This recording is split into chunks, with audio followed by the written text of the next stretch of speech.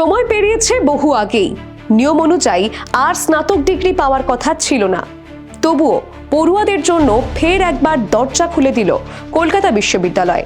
নির্ধারিত সময় পেরিয়ে যাওয়ার পরেও শেষবারের মতো গ্র্যাজুয়েশন সম্পূর্ণ করার শেষ সুযোগ দেওয়ার সিদ্ধান্ত নিল সিইউ কর্তৃপক্ষ।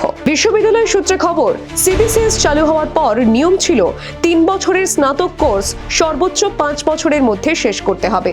কিন্তু করোনা পর্ব, পরীক্ষা স্থগিত, স্বাস্থ্যজনিত সমস্যা ও নানা প্রশাসনিক জটিলতায় বহু পড়ুয়া সেই সময়ের মধ্যে সমস্ত সেমিস্টার পাশ করতে পারেননি। ফলে কার্যত বাতিল হয়ে যাচ্ছিল তাদের ডিগ্রি। এই পরিস্থিতিতে বিশ্ববিদ্যালয়ের সিদ্ধান্ত 2017 থেকে 2020 এই ব্যাচের যে সমস্ত ছাত্রছাত্রী নির্ধারিত সময়ের মধ্যে কোর্স কমপ্লিট করতে পারেনি তাদের জন্য 2026-এ আরও একবার পরীক্ষায় বসার সুযোগ। এই পরীক্ষায় পাশ করতে পারলে তবেই মিলবে স্নাতক ডিগ্রি।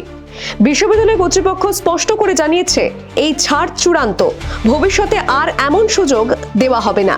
ফলে যারা এখনো কোর্স অসম্পূর্ণ রেখে আছেন তাদের জন্য এটাই শেষ রাস্তা। নির্ধারিত সময়ের মধ্যে অনলাইনে আবেদন করে পরীক্ষায় বসতে হবে। বিশ্ববিদ্যালয়ের তরফে আরও জানানো হয়েছে, পরীক্ষার সময়সূচি, আবেদনপত্র এবং প্রয়োজনীয় নির্দেশিকা সিইউর ওয়েবসাইটে খুব শীঘ্রই প্রকাশ করা হবে এবং যোগ্য পড়ুয়াদের নিয়ম মেনেই সেই প্রক্রিয়া সম্পূর্ণ করতে হবে। Bureau report, the wall news.